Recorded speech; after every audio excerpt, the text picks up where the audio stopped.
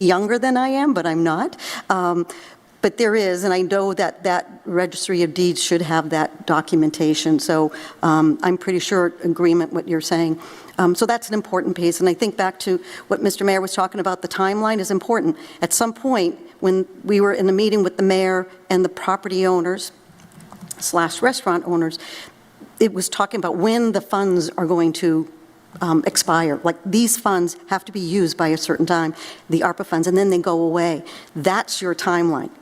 No one wants to see those funds go away. I had been working with the property. On that note, do we know what that timeline is? Yes. Rob, do we know what that timeline is? I thought it was 2025, wasn't it? I think they have to be allocated by 2025 and expended by 2027, but So we'd be well within the... don't want to quote.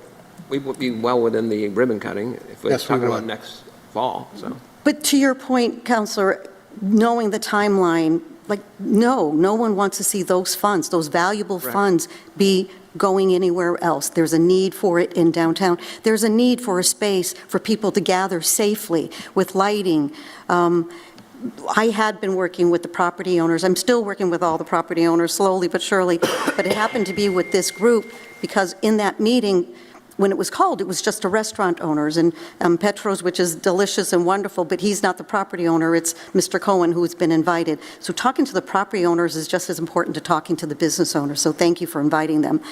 But I did work with them. I said, the mayor asked, put your comments in writing, or put them together, and so we did gather together, and it helped guide them. Those are not my words, those are the words of the property owners and the restaurateurs, and Tony will talk a little bit more about that. And that's hard, right? You're working about people who have other full-time jobs, their restaurants. Getting them together was a challenge, but they did, because it's important. And all of them, I think, I'm assuming everybody received that letter, and maybe okay, good. Because there were some really important things that are said. And I think Tony was going to talk a little bit more about this, and, what are achievable and what are not. Obviously we talked about whether the parking authority, and as you said, they're modernizing, but that's going to cost more dollars. There has to be something, and the discussion continuing, and the DBA, for my role, is just really convening and making sure that we're not losing momentum. Obviously, the vision of the city planning and the city of Brockton is very supportive. The DBA took a vote to support the Sycamore Grove, but we were also there to our membership and to the members and the property owners of the downtown that we're supporting of them. So it's very much achievable. I do see this committee as being helpful in navigating and fleshing out the do's and the don'ts, the questions that the public, your residents and your voters and taxpayers are going to ask about this. But I also see, as we know, and that's a whole nother topic for another day, but the issues around downtown and trying to find ways to keep people. We are bringing more people downtown. They want places to go to and to eat and to relax. And so from the perspective, we will continue to support this. We'll continue to be behind the scenes to navigate. My role as the DBA is a non-paying, it's a volunteer position. I have a full-time job somewhere else, but it is a full-time job doing what we're doing, what I'm doing, and we have no staff. I just have a treasurer and some really good people who show up to meetings once a month. So that's from our perspective. We will continue to work. I don't, the DBA will never really be on an agenda for this, but we will be behind the scenes and to work wherever we can. So I don't know if anybody has questions of me, but to Councillor Farwell, to your question, I'll dig a little bit as well from what information that I have here and from maybe potentially some other records. So, Mr. Chairman, if Absolutely. I could, Councillor Farwell. one thing that popped into my head is that if this gets up and running, I don't see why the city couldn't offer. We've done it in Boston. Your first 3 hours parking free. I mean, it would give someone a chance to have a place to park, know that they're safe. It's not going to cost them anything. And even though we might lose a little bit of revenue for 3 hours worth of parking, you're going to gain so much more. So I certainly hope that might be part of the continuing discussion. I imagine so, and I know that there's a couple of, I know from, it's Debbie, right? Yeah. Debbie from Tambu is here representing Chris Charlot, but I'll continue to be available. My cell phone is never changing. It's always full, but it's always available for any additional questions. Again, my office is here. I've worked in downtown for pretty much all my life, and I do have a fondness for the property owners, and I go visit them, and I put my capital dollars, I go to Petro's, and I go to Teffy's, and I go to Brockton Beer, and I go to, like, the new restaurant that's up the street on Legion Parkway. It's important that we know why they're coming here, because they're coming to downtown. They are. We just want to make sure that they don't leave. So, Great. I don't know if there's any councilors' questions. Thank you. Thank you. So, I think that the way I'm envisioning this subcommittee, and I believe my fellow councilors are seeing this as, another tool, but really as a specialized tool with regard to, growing the city, viably growing the city, investing in the city.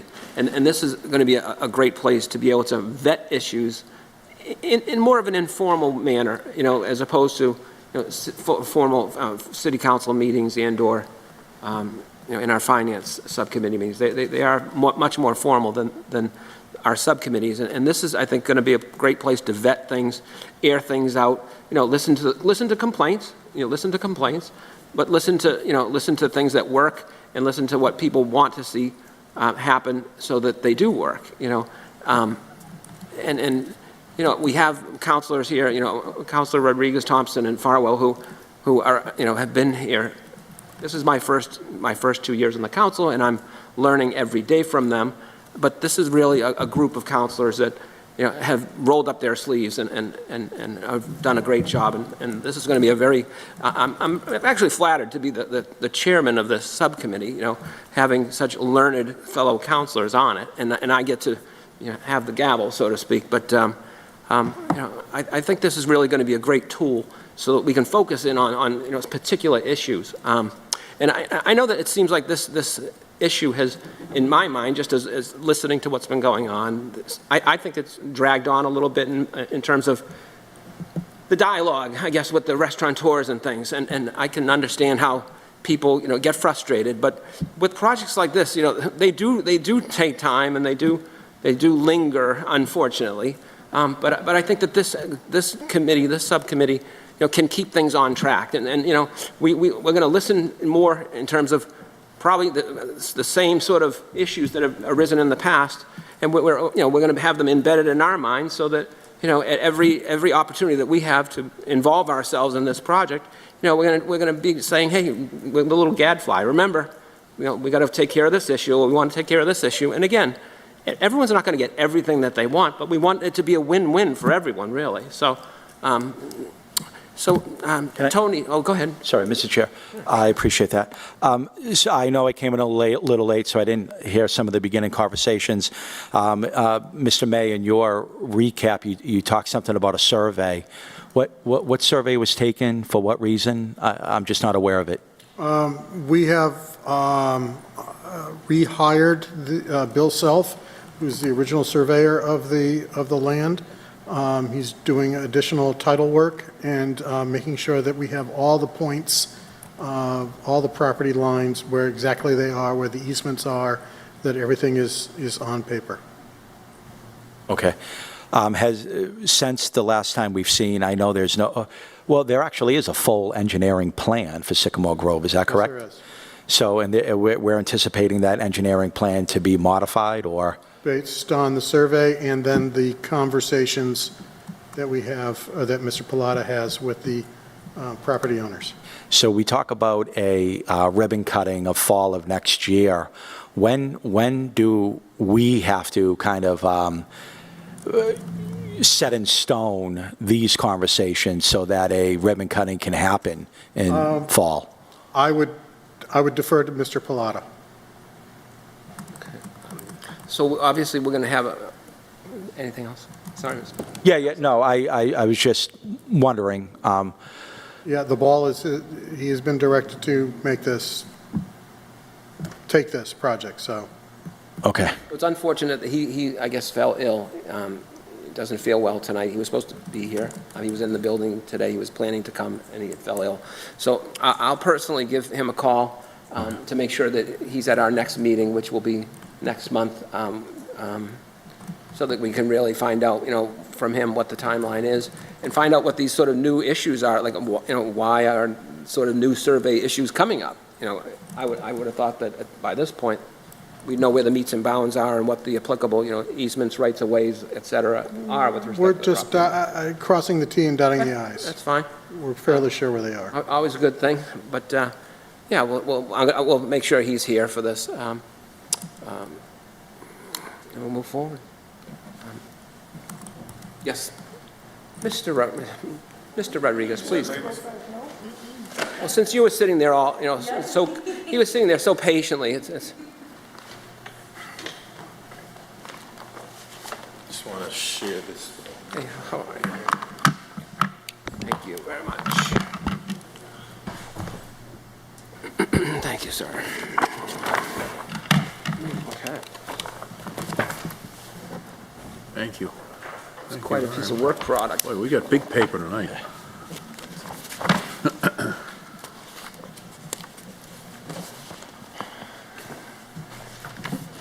Good evening, councilors.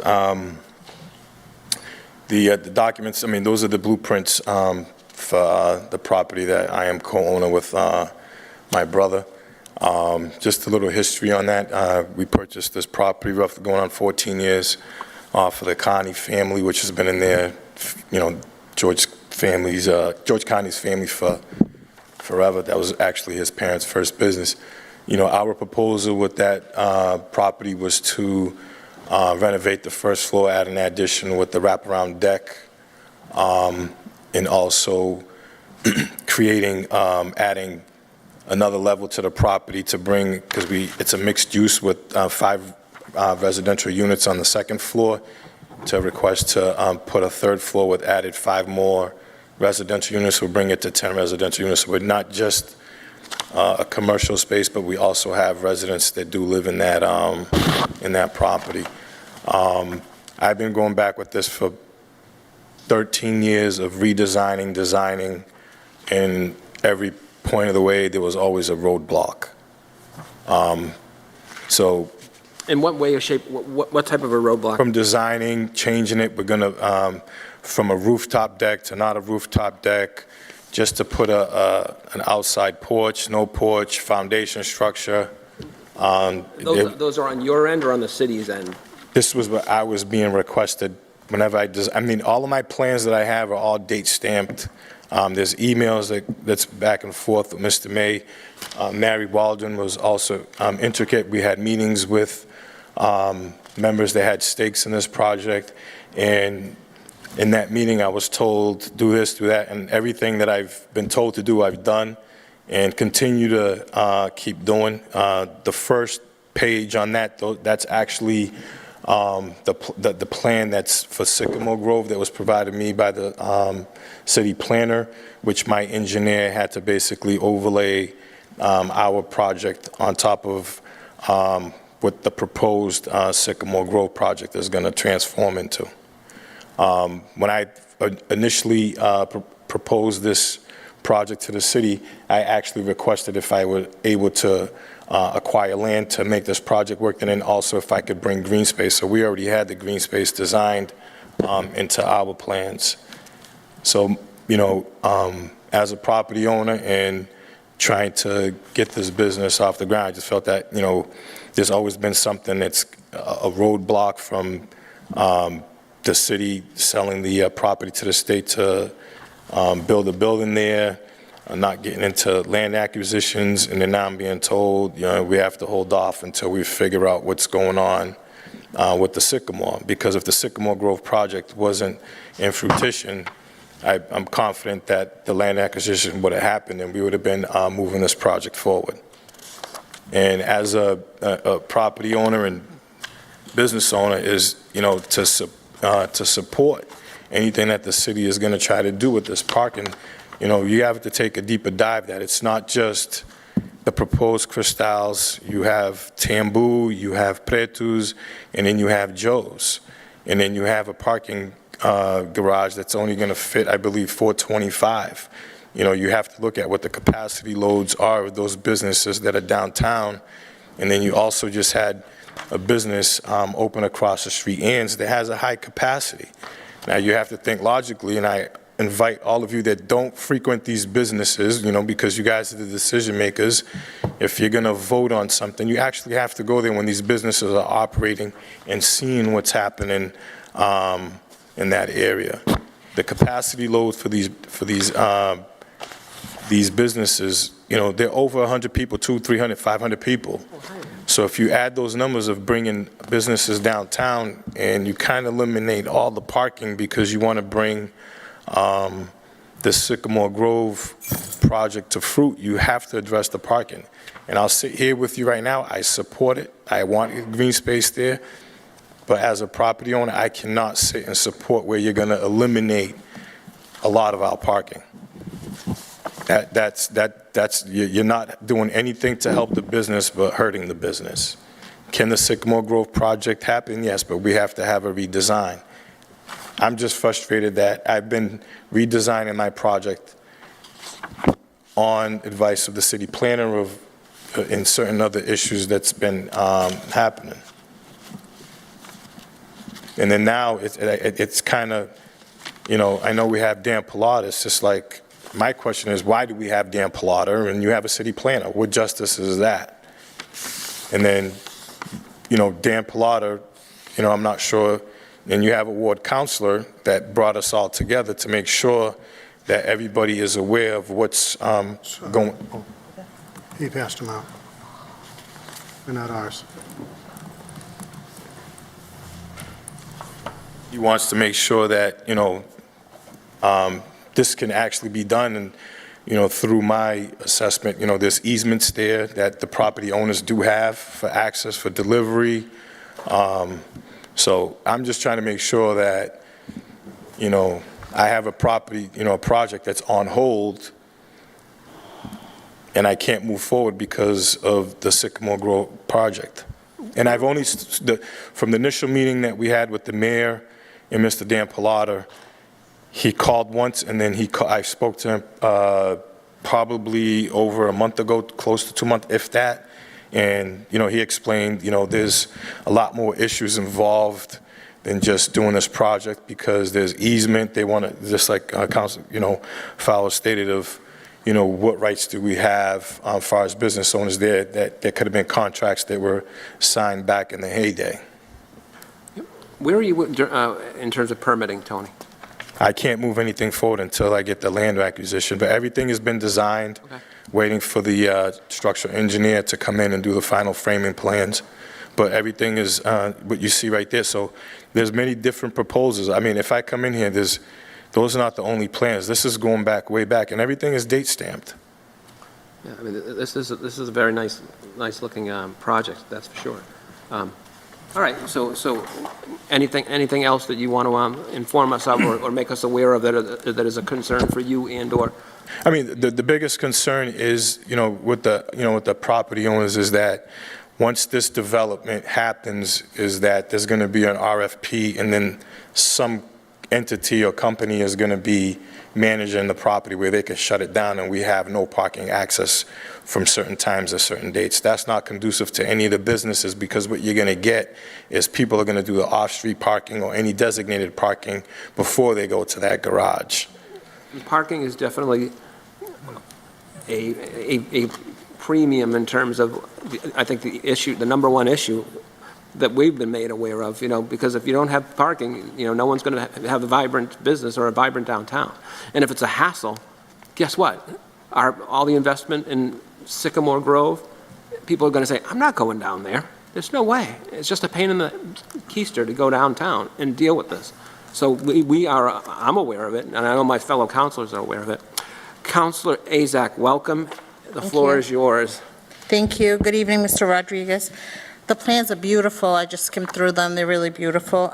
So from what I'm hearing, you haven't met with Mr. Pilata since the last time he was here before us, which I believe is June or July? I voiced my concern to the mayor. I sent the email, and the mayor reached out to me, and Dan called, and he told me what was going on.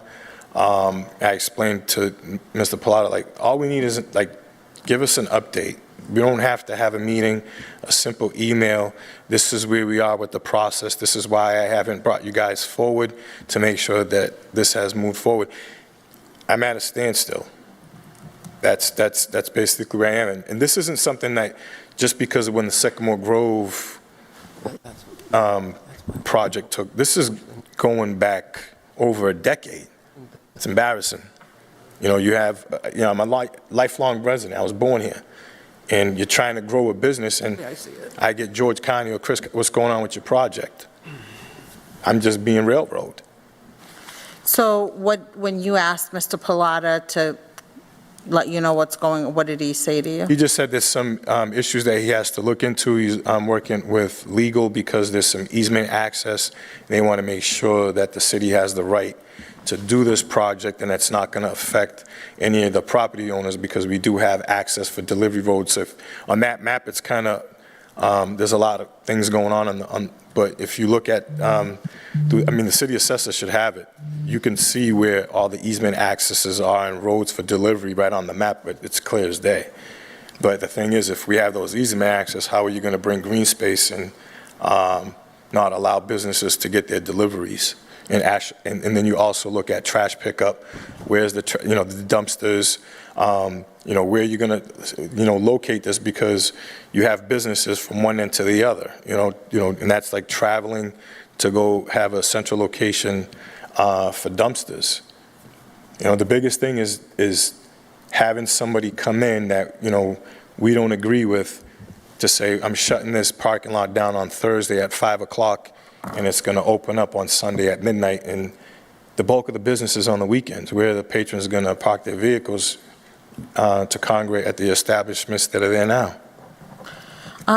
So, Mr. Mayor, I know you're the clerk to this committee, but can I ask him a question?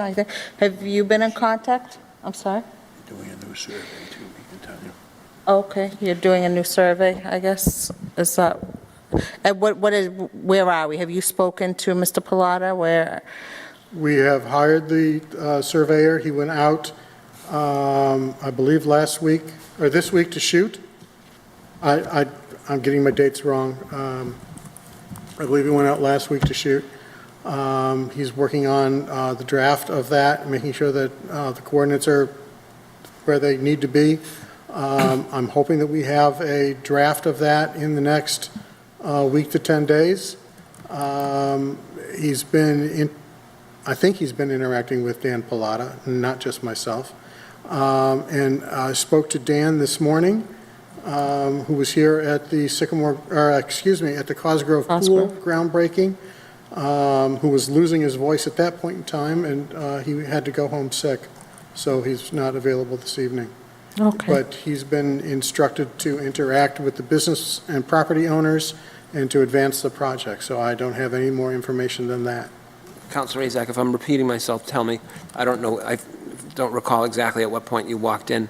I asked a question about what is a realistic ribbon cutting for Sycamore Grove, and next fall was basically approximately a year from now.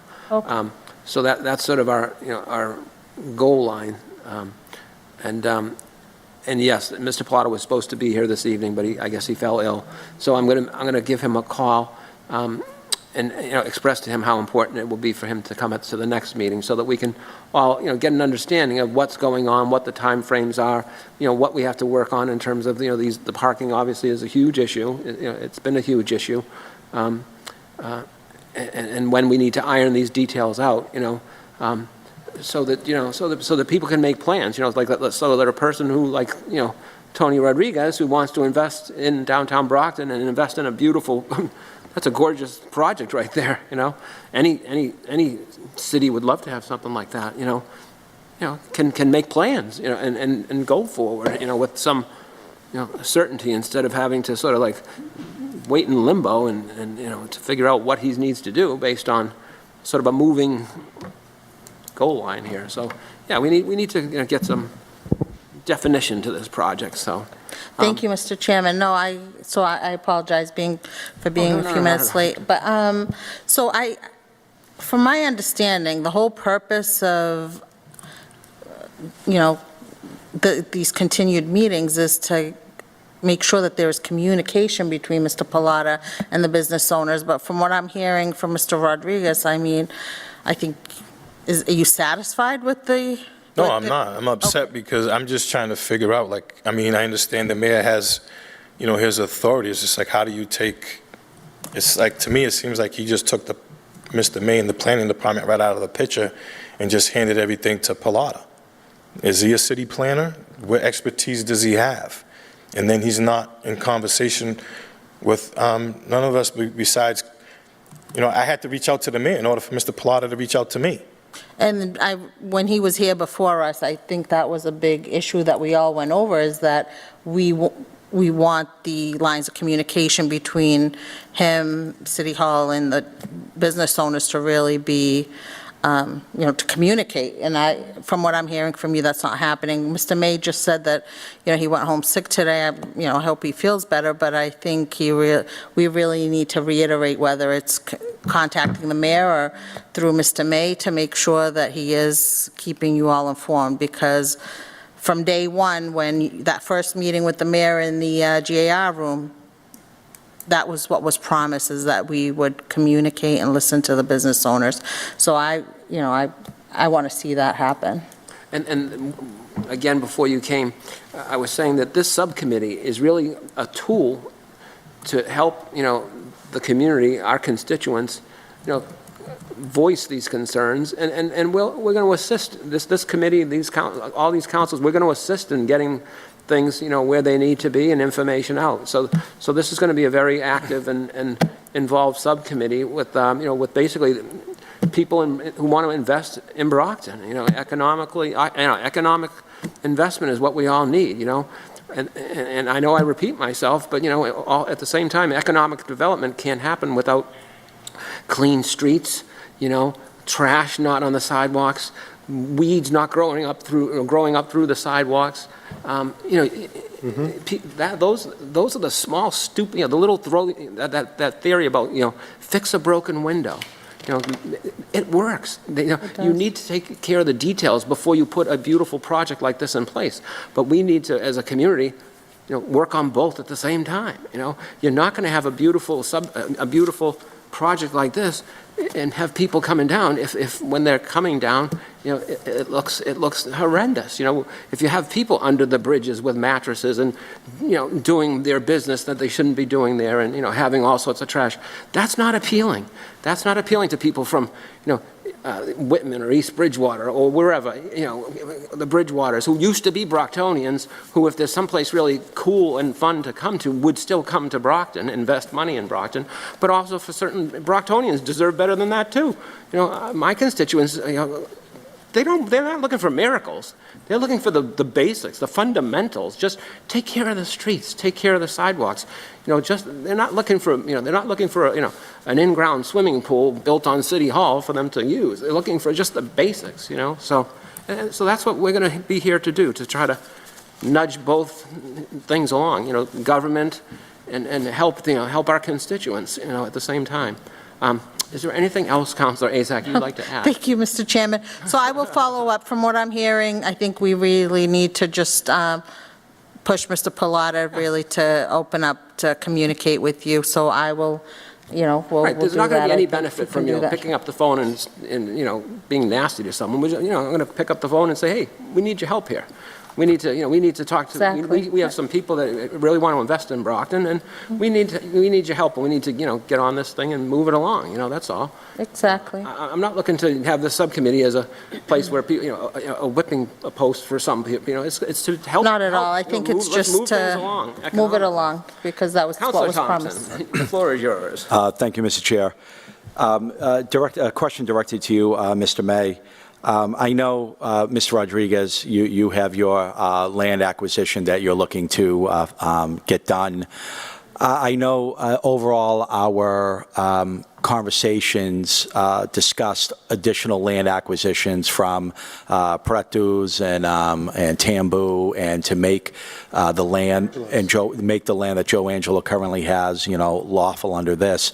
Has there been any outreach to those other land property owners or Mr. Cohen about delineating the areas that they want or that we're offering? Has there been any conversations regarding those additional property acquisitions? We have identified those. They're in the original Sycamore Grove plans.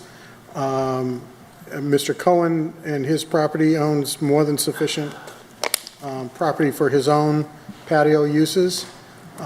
Which he owns? Which he owns. Okay. Yes. So it's Mr. Rodriguez, Chris Shalat, and Joe Angelos that need property from the city. Okay, have we begun those conversations about delineating the areas in which they? They have been delineated. Okay, then the discussion with them saying, hey, this is what we're proposing, are you interested in acquisition, stuff like that? Yes, but we've been directed that, or Dan has been directed that we need to get the plan done before we dispose of any property. Right, but I know disposal. And how we dispose of it has to be dealt with. Okay, but we've approached them to say, hey, as part of Sycamore Grove, we look, we have delineated these areas as use for your business, and what was their feedback? Are they interested in doing that, or? We've adjusted boundary lines from time to time. I know we've been in discussions with Mr. Rodriguez about, he's looking for more property than what was originally delineated. Tambu had requested a little more space, and I think that we'll be able to accommodate that. Okay, good. I'm glad those conversations are proceeding, because we want everything to, come together in due course.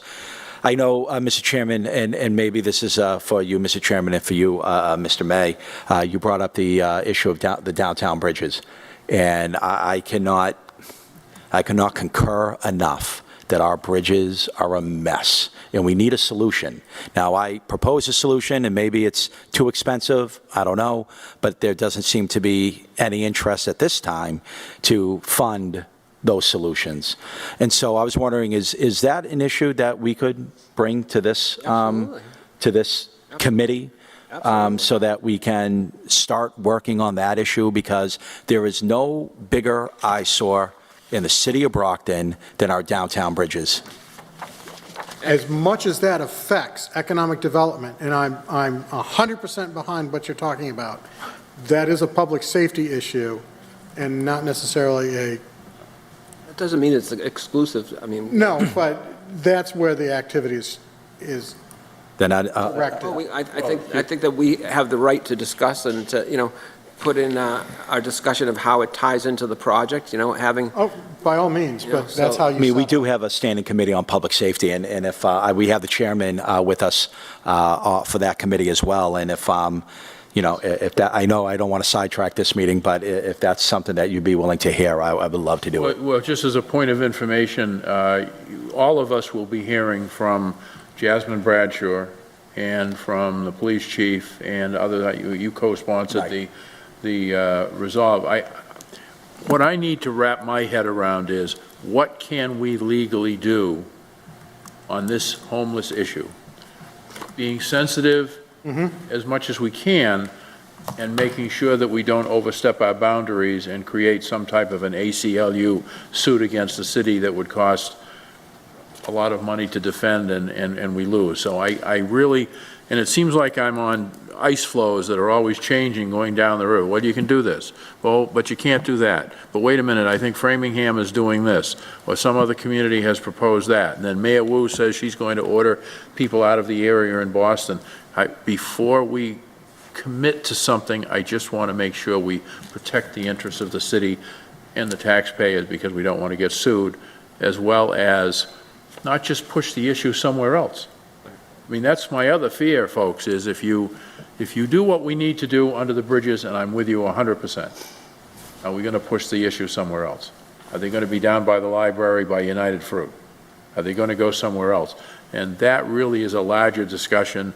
I don't expect the state to pay everything for us, but in my view, the homeless issue in this country and in this state should not be paid for locally. It has now risen to the level where that conversation needs to be had with our congressional delegation and our state delegation, because it's expensive to to do what we need to do. But you are quite right. I get text messages all the time. They're under the bridge. Looks terrible. Somebody's sleeping there. But, and I'm not sure, folks, when that's coming in. It's going to come into a FinCom. It won't just be public safety. It's going to come into a FinCom, I hope, the next one. Well, that's a conversation that this city desperately needs, and then, we have to find some way to fund it. I know if we wait for the state or wait for the feds, who knows how long we'll be waiting for. This is a local problem. I know it probably requires a global solution, but one problem at a time. I think this is a unique issue because not a lot of communities have bridges the way we do, with the being raised with a nook in which the homeless can encamp, and it's just an eyesore. We're building tens of millions of dollars worth of property around these bridges, and I just fear for the safety of my constituents, and I just look forward to that conversation in FinCom, because at some point we need to enact a solution, and the conversations, we just cannot talk about it forever. We need to act. Thank you. Councilor Rodriguez? Oh, I just wanted to ask a question of Mr. May, just future information, and I probably should know this. Are those railroad bridges in the National Register of Historic Places? At one point, I thought they were because of their uniqueness, but I'm not sure. They are registered as in the Registry of Engineering Historic Places. It's not quite the same as the National Register of Historic Places. There's a slight distinction. They have been inventoried by the state, but they're not exactly, they're not national landmarks. And the only reason I asked is I didn't know if under federal legislation or state legislation, we're limited in what we can do, and that's not my wheelhouse. I'm not sure. No, and quite frankly, you can tear down a National Historic Landmark. And just, okay. And just for a point of information, when we were discussing those art apparatus, I reached out to Representative Cassidy, and he helped facilitate a conversation with the MBTA, and they gave us a sign-off to bolt into the bridges to erect that apparatus if we so chose. Thank you. Councilor Rodriguez? Thank you, Mr. Chairman. Excuse me, it's art, not an apparatus. Art. Floor is yours. Mr. Chairman, when we first discussed creating this committee some moons ago, to me, this committee was supposed to be agendaless. I'm sorry, what? Without an agenda, basically. It was spontaneous, yeah. It was supposed to function as the accounts committee functions. We meet on a monthly basis. We come up with issues that we see are issues in the community. We come up to Mr. May from the development aspect of things to basically say, how can we help you get this project going? What can we do to kind of push this? What resources we need to bring together to be able to do that? So it's not only supposed to be functioning on its own, but it's not necessarily supposed to get a referral from the council to the committee. That's correct. Because sometimes, I think this item was put on in the council agenda, and it was referred back to this committee. But I think we need to kind of, on a monthly basis, we post a generic agenda for the community to know that we're going to be discussing economic development in this committee. It's televised, and people are welcome to come and listen to it in a sense. But I think we have to keep this in mind that this is a committee that a lot of us have been looking forward to for quite some time. I mean, it was embarrassing to be at the MMA, and what committees do you guys have? And we got this, or nobody, you guys don't have one of these committees as a major city in this Commonwealth. It didn't look good for us. So I think the mere fact that the council has this committee should be able to help individuals like Tony and some others that want to be able to do some things to better the lives of this city. So what I'm hoping that we do is basically invite whoever we feel like inviting in the sense. It doesn't have to go through the formal invitation that the council has.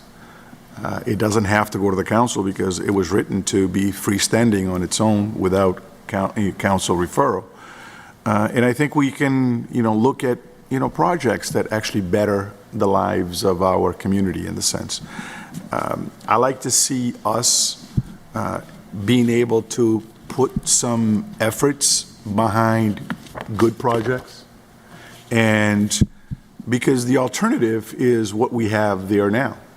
And it can't be, we're talking about bridges and the appearance. There's bridges not too far away from that. I mean, we got a couple of them right in the middle of the city in the sense of a stone throws distance from City Hall. And it's not just the bridges, it's just the conduct that actually takes place.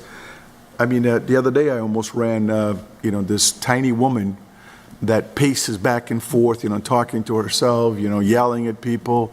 There's another guy that basically is on the Center Street side of things that if you just don't look at him, he gives you the finger and starts screaming at you and trespassing in front of cars, to a point where people are veering off to avoid them. That cannot be allowed in a city like this. We basically put in an ordinance a couple of years ago that was deemed unconstitutional, but it was left that we don't basically cross our arms and say that there's nothing we can do about this.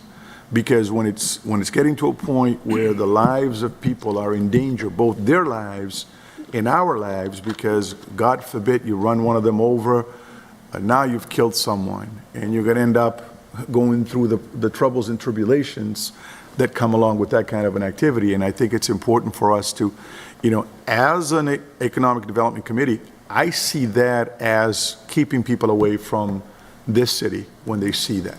A while ago we did a kind of a survey. I was still in the mayor's office. We found out that 70% of these homeless folks that we have in the city are not folks from this city. They come here for social services and they end up staying in our streets. I actually had brought in, I think you remember that, all the town managers from the surrounding communities. Yes. And we had a conversation that, it's a Brockton problem, but it's not a Brockton issue. Homelessness is an issue that all these towns are supposed to deal with, but because it becomes our problem to deal with. But I think we need to be a little forceful in some ways through law enforcement. I mean, people are not supposed to walk, in the middle of the street. I don't care what the law says. I don't care what the Constitution says. Right to You cannot public sit safety in there, danger. right, and put my life in danger by crisscrossing in front of my car because you have the right to beg for money. Under free speech. And I'm telling you right now, and I think I've been doing this with some friends and people that I can talk to, and folks that are listening to us at home right now. I actually tell my friends and folks that we are enabling this activity by giving these folks money. If they want some help, we can provide help for them. But as soon as you roll down your window and you hand them $1 or $2, whatever you do, you're enabling this process. Because instead of just kind of losing it and moving on to something else, they'll sit there, well, I got $1 from this, 10 cars ago, maybe the 11th car will give me something. But I think we need to basically encourage people not to enable these individuals in this process, because it's making our city look pretty ugly. It's making our city look pretty undesirable in the sense because people do not want to be associated with that.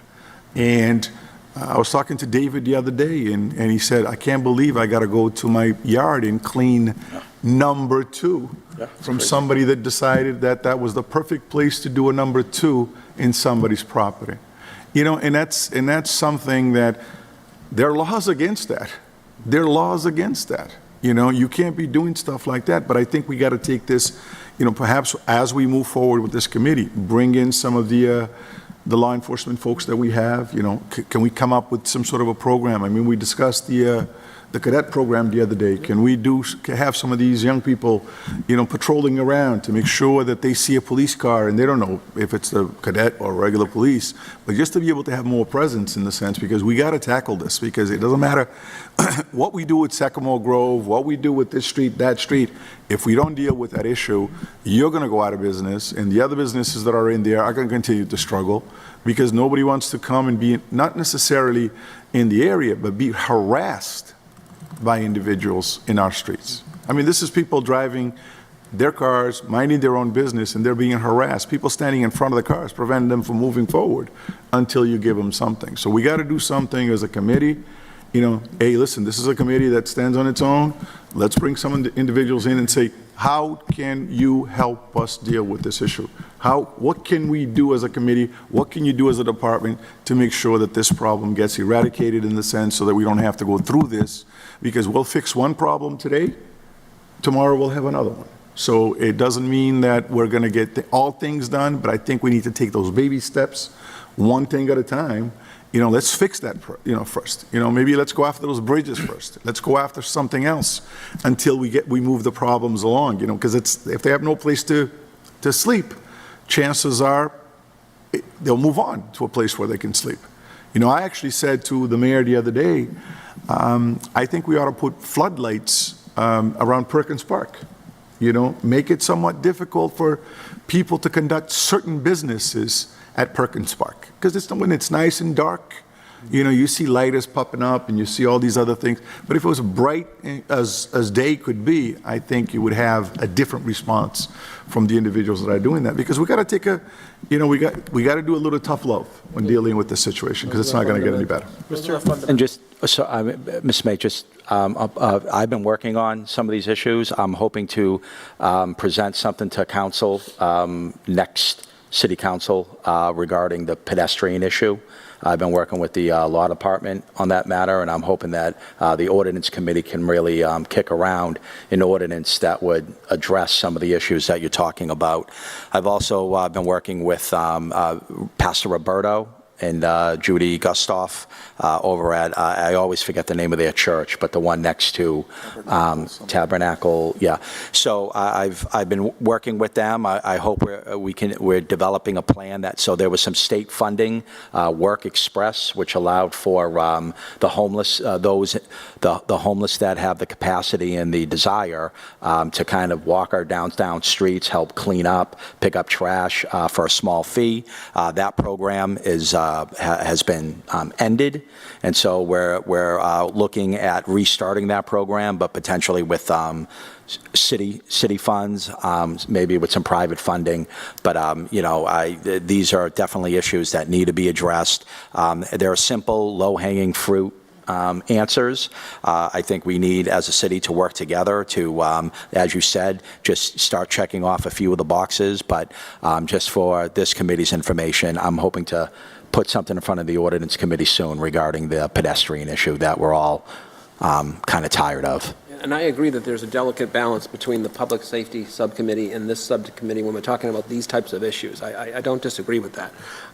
But I think we can certainly casually vet these issues and then decide, oh yeah, the better venue for that is over here. And we should be able to invite certain people to deal with certain issues. But in terms of, go ahead. I was going to say on this topic, we are in danger of losing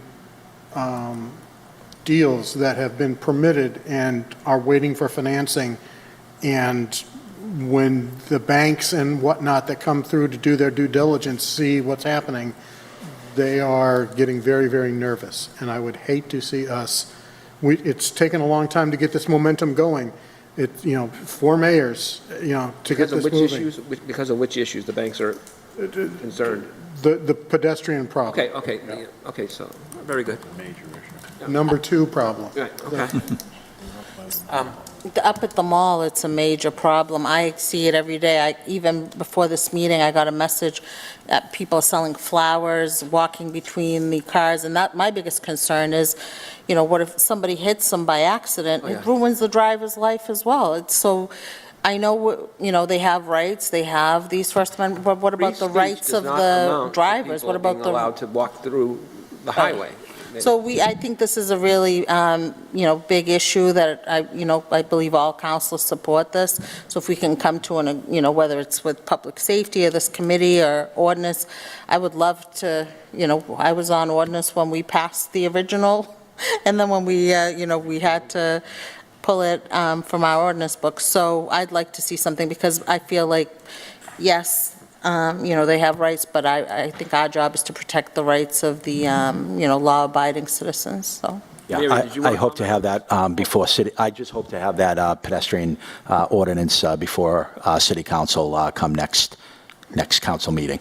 Did you want to add something? I did. I just wanted to add, the Downtown Brockton Association, we not only have our monthly meetings, at the request of Sandy Martin, the owner of Elra's, I was there having coffee, we were talking, she was frustrated about all the things. She goes, Mary, I'm not open on Monday. Let's just have people come in and have conversations. I said, great, because not everybody can make a meeting at nighttime or at lunchtime or in the morning, right?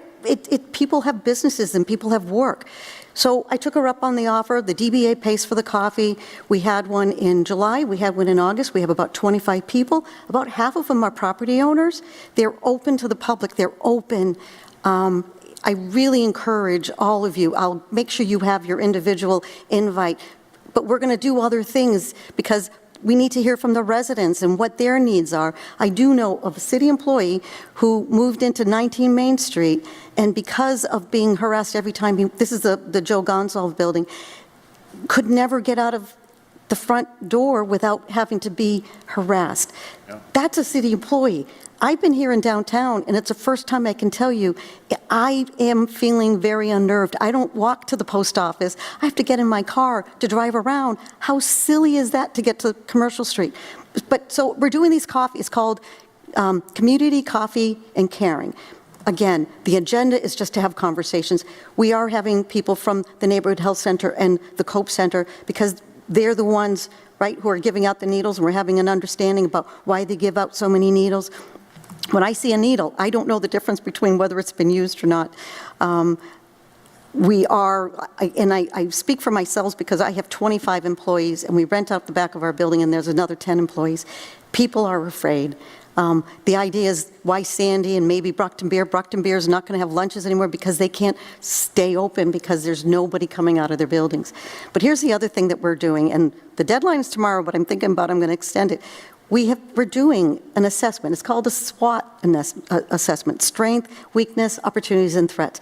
Just asking people flat out, tell us what's good, what's concerning. And we have about 155 people responding. I'm hoping to get 200. I'd love to get 1,000. But getting that many people, there's a lot of people saying really great things about downtown. It's why they invested, why they're here. But we have to be real, right? It's real talk about what else is happening. We're not saying, pointing the fingers to government and saying, solve our issue. We're saying, let's get together to what you just talked about at this committee, working together, private, public, homeless. So I attend Jasmine's twice-a-month meetings about the homeless task force. Why? Because she can't do it alone. The mayor's office can't do it alone. The police department can't do it alone.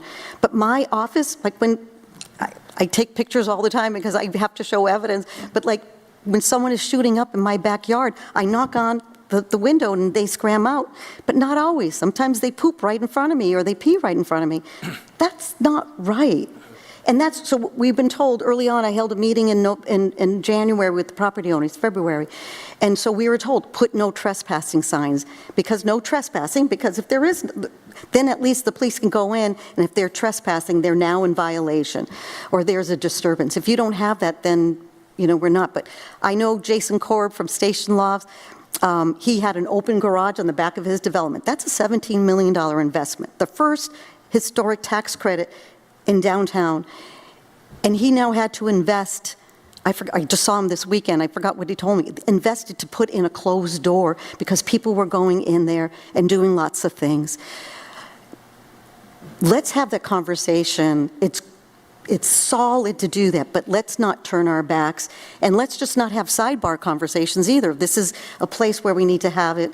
I was just at the Boys and Girls Club for the digital meeting that they had there, and I parked in the Superior Court parking lot, and the woman who sells the flowers, I saw her camping out in between some fencing, and so I don't know, do I call the police? Because is she trespassing or not? I think that's the question I keep telling my staff, and I tell the people at the DBA meetings, you're the first responders. We really are. If you live and work and play downtown, you're seeing this stuff, and who do you call? And people don't know to do that. So it is an economic development, it is a public safety, but I'm telling you, it's an economic development because my board knows what's happening, my council members, and we're having real conversations about, do we stay in downtown Brockton? I would cry about that, but the reality is it's not just people, and I have 2 of us that live in Brockton. Everybody else lives out town, and they're coming here, and they're going to the Boston Chicken, and they're going to Joe Angelo's. They're going to places to eat, but not too many are now staying after work. So it's a little bit of a sounding board, but wait, I'm going to share, and I owe it to my DBA members to report out to them, but I will share with you the report with the results of this survey. I think it's something that you should hear. And for the most part, we have identified if you're a property owner, if you're a resident, or you're a visitor. So we'll have that delineated. But it's good conversation. I am not giving up on downtown. But I will tell you, and my daughter hopefully will watch this because she is like tired of me coming back and spending more time talking about DBA stuff than my work. And I am invested, and I don't know how to shut it off. Like, I go home and I still think about all the things going on downtown. So I can't shut it off, and I won't. But let's do this together, and let's continue the conversation. So thank you for this meeting. And in regards to Tony, and I know that Debbie from Chris Charlot representing Tambu, I'm going to continue to make sure we communicate with them. And, you know, we have things like a holiday parade that's coming up, and we need to make sure that it's a safe place. So thank you for letting me have the opportunity to say that last piece. But I will share with you, please, all of you, take that survey. I really would love to have that, share it again with your constituencies. And then after sharing with the DBA, I promise you I'll come back to this committee and share those results, because I think it would be helpful to all of us. So thank you. Tony, And is there anything you want to wrap up with, Tony? So, talking about the homeless, I'm dealing with that with my residents because they are congregating on the side of the building, and you also have one of those shelters for the bat bus, and they're using that as a shelter to live and sleeping on the porch and sleeping on the front. Call the police. I can't go there and just tell them to, to keep it moving, but it's a citywide problem. I just purchased a property on Warren Ave, 400 Warren Ave, dealing with Mr. May with that, and, I was called to the property, because, people broke in and there's 9 homeless people sleeping on the property. So now we're got to board it up. We don't want to board it up. You want to beautify that. So, we have to do something as a community to address this issue because the homeless population is just growing and growing and growing. And there's mental health. There's a lot of services that, I know Brockton offers a lot, but we have to make sure that, the businesses are not being affected, which we are being affected by that. On another point, myself, the property owners, we actually created a corporation of the property owners as a Sycamore Grove Property Owners Association. And one of the requests, that we sent out is that, however this transpires with the Sycamore Grove, that us as the property owners has a say. If there's a committee that's selected to, approve of what events go down there, or, as property owners, we're there. We just don't own the property, but we have our businesses there as well, that we have the ability to kind of not say no, but have a major say on what's going to happen back there. If we have to be the ones to maintain that property, we're all in agreement to do that. So we have to, make sure that whatever is done properly and it doesn't hurt us. Because if you look at from Joe's to, I still call it Sweeney's because it's Sweeney's, you have a capacity load of over 1,300 people. Now imagine if 1,300 people come with vehicles, where are you parking them? And then you have Ann's place, which is 600 or 700 people or more. that's not including And I the think- residents. I think that's a perfectly relevant issue, and that's what we're talking about, but I think that's why we need the next meeting with Mr. Pilata here, so that we can have a little more definition to this. I do want to let the person who's the representative from Tambu. Debbie, did you want to say anything? I don't... I know you've been patiently out in the audience. Is there anything that you wanted to add, or an issue that you want to let us know about, or? No, I think speaking for my boss, he just needs some transparency, I guess, so we're not getting as much communication, just like with Tony here. It's just that we're not getting the communication that he needs, because I think he spoke in regards, he had some questions. We hear you loud so- and clear. Yeah, so we're just waiting for communication. I think Okay. that's what he's waiting for. And just piggybacking off of what Councilor Rodriguez said, these issues that we're talking about,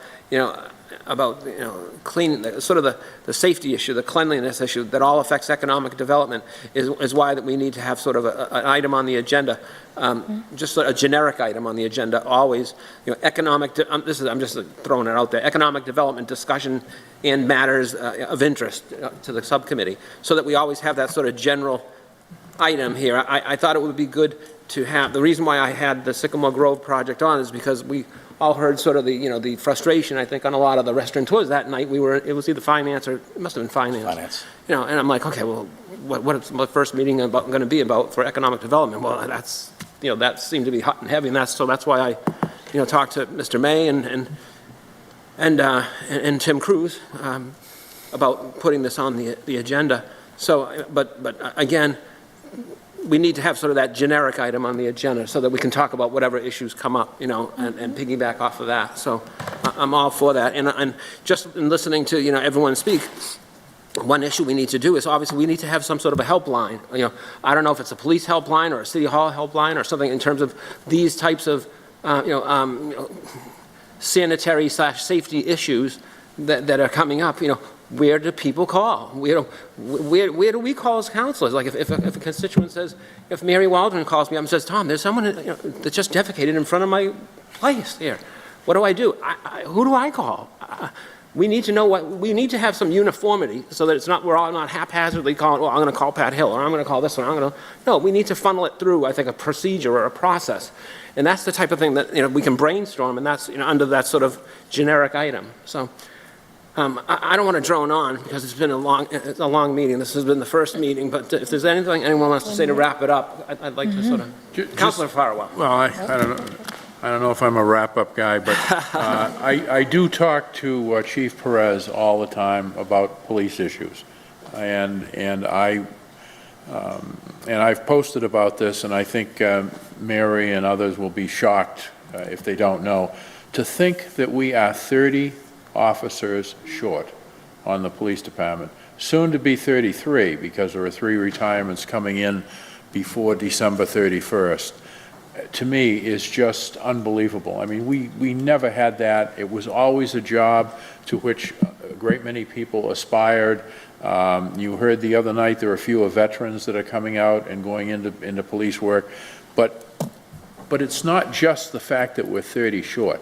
When you factor in calling for the list, doing the background checks, giving the physical agility tests, giving the psychological exams, and then trying to find a Massachusetts Municipal Police Training Academy that can accept that many people, because it's not a simple matter of calling up Randolph or Plymouth or even Boston will sometimes let some of our people in and say, hey, I got 15 people, will you take them? No, they're going to take care of the cities and towns in their area first. Excuse me for turning my back on you.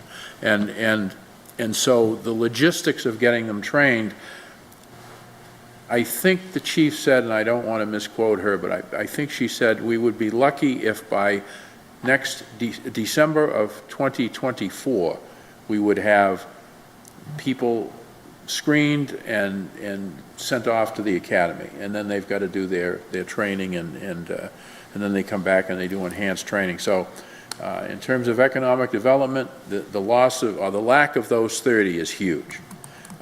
There is one other thing that came up, and I would just ask Mr. May to research this. That was a good point about grants, that you have to allocate the funds and then spend them by a certain date.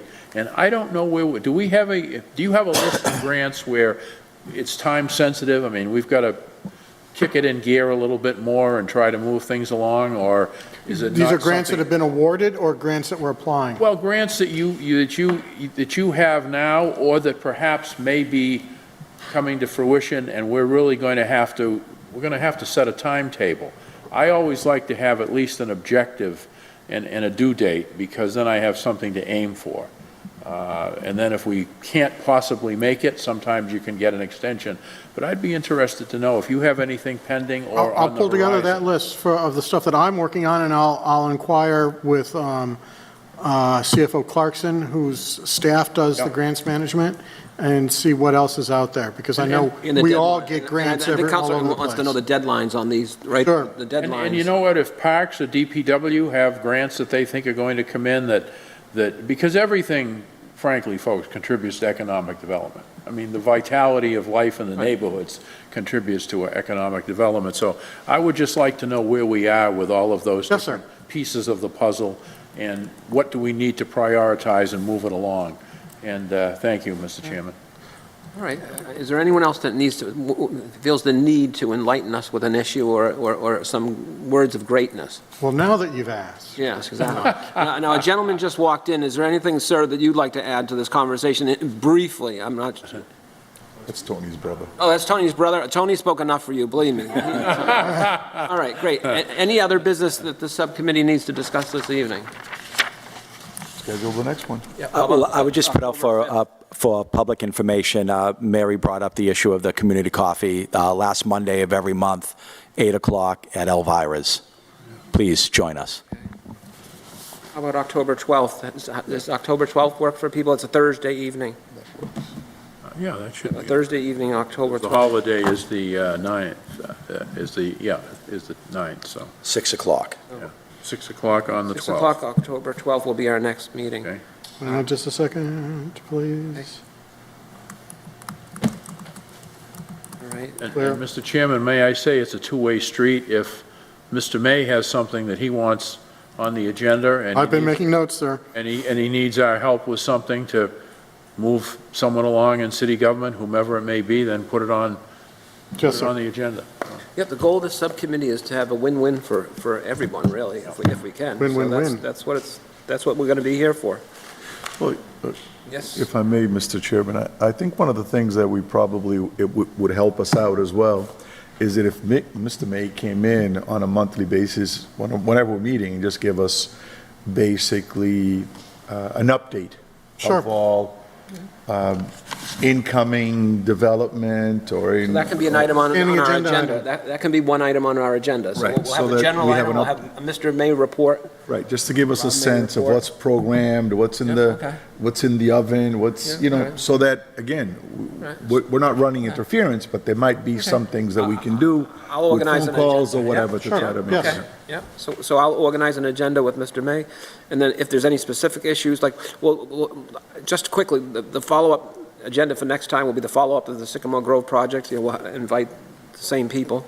Our general item, economic development and issues to discuss, and the report of, Rob May, and we can fill in blanks as we go along. Yes? So I would just like to add, we talked about the homeless issue, so it does affect economic development, and we heard about how it's affecting downtown, but I've been dealing with it up at the mall for years now, and the businesses up there are... It's everywhere. They're just, it is everywhere, but the little strip mall up there, if we can get all together, just, I don't want them to feel like they're left out. I know we talk about downtown a lot, but it is we do our best. I know the mayor has a committee, is it Quality of Life, I believe, that they go up. They've been working with some of the business owners there, so maybe we could get them to speak about how they're dealing with some of the homeless issues in the city. We might be able to work together with them to figure something out. Anything else? Thank you. Anyone else? Make a motion to adjourn? Motion to Second. adjourn? Yes, seconded. Second? All in favor? We are adjourned. Thank you for attending.